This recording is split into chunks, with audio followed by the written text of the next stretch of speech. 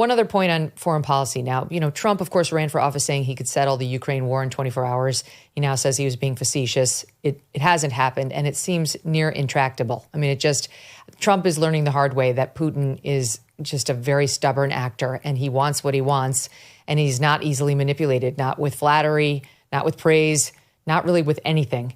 And you can sense Trump's frustration because he thought maybe we can make a deal that works for him economically that will get him off of his rabid focus on expanding Mother Russia.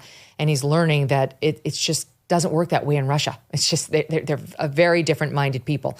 At the same time, he's trying to strike this deal with Iran where he thinks he can get them to agree not to pursue a nuclear weapon in exchange for us, not bombing them and potentially cooperating with them on some things. And he just posted the following on Truth Social. I just finished speaking by telephone with President Vladimir Putin of Russia. The call lasted approximately 1 hour, 15 minutes. We discussed the attack on Russia's docked airplanes by Ukraine and also various other attacks that have been taking place by both sides. It was a good conversation, but not one that will lead to immediate peace. President Putin did say, and very strongly, he will have to respond to the recent attack on the airfields. We also discussed Iran and the fact that time is running out on Iran's decision pertaining to nuclear weapons, which must be made quickly.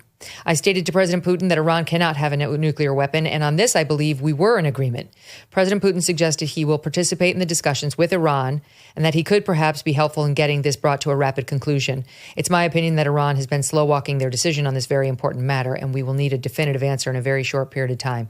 Look, I don't know what's going to happen on Ukraine, but if Putin will help us on the Iran problem, that's a plus. And we should be finding some areas where we can cooperate with Russia as opposed to just treating them like they are enemy number one, which they really have never, well, not never, but haven't recently been to the United States. What do you make of the truth, Sean?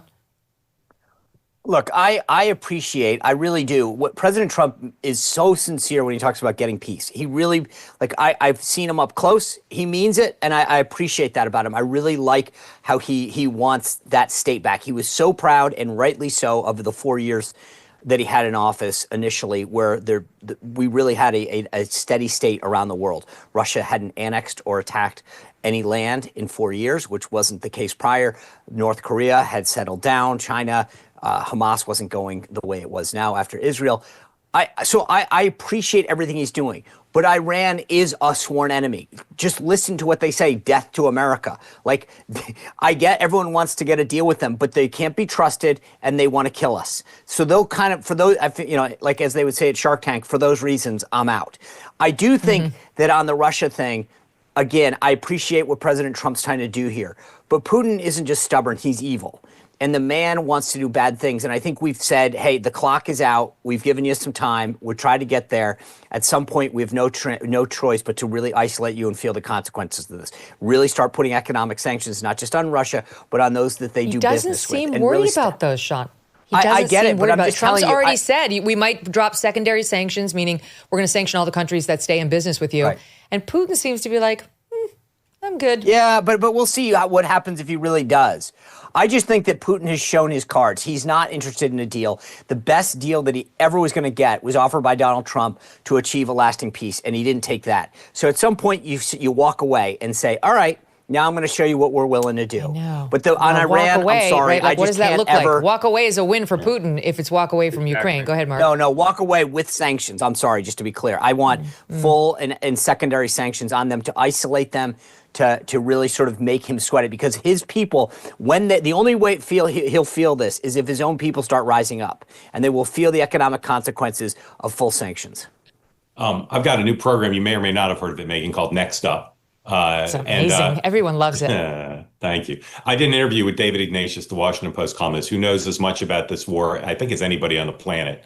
And he's been to Ukraine many times, and he's very pessimistic about what could possibly happen, right? We can talk about scenarios, but there really doesn't seem to be a positive scenario. There doesn't seem to be a best case for Ukraine or for the West, because right now, Putin's not feeling the heat on the economy. He's not feeling the heat from public opinion. He's not feeling the heat for a shortage of men to send to the war. And those were the three areas that were the West theory of the case was Putin will eventually start to feel the heat in one or more of those. He's not. And you can talk about sanctions, but Putin doesn't want to settle. Putin wants to win. Putin wants Ukraine to be a vassal state to him. So I don't know where it's going to go. I do know that it's troubling for people still that Donald Trump is friendly to Vladimir Putin. And I get his posture. He'll talk to anyone. He'll talk to North Koreans. He'll talk to the Iranians. I think that's the only rational posture. But there's a lack of leverage now, which is frustrating for all Americans, I think, and for Europeans. And it's particularly frustrating for some that the president talks in a favorable way about Putin. I know it's a tactical thing, at least in part.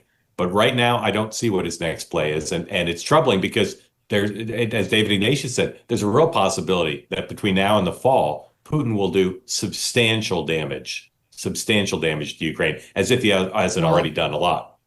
And then there's the question, Dan, about whether if he's leaning into having Putin help him settle an Iran deal, whether he's prepared to sanction Putin at all on the non-cooperation when it comes to settling Ukraine. Yeah, and I wonder if Putin didn't preview what his response is, and there's an agreement like, hey, don't overreact, United States. And I'll be curious. I mean, to Mark's point, what leverage we have over Putin is really not very much. I think other than, I don't think sanctions would make a difference. I think the only thing that would really make a difference is to fully arm Ukraine with, hundreds of billions of dollars more of weaponry. But there's little appetite in our country for that. I'm not sure the Europeans are capable of it.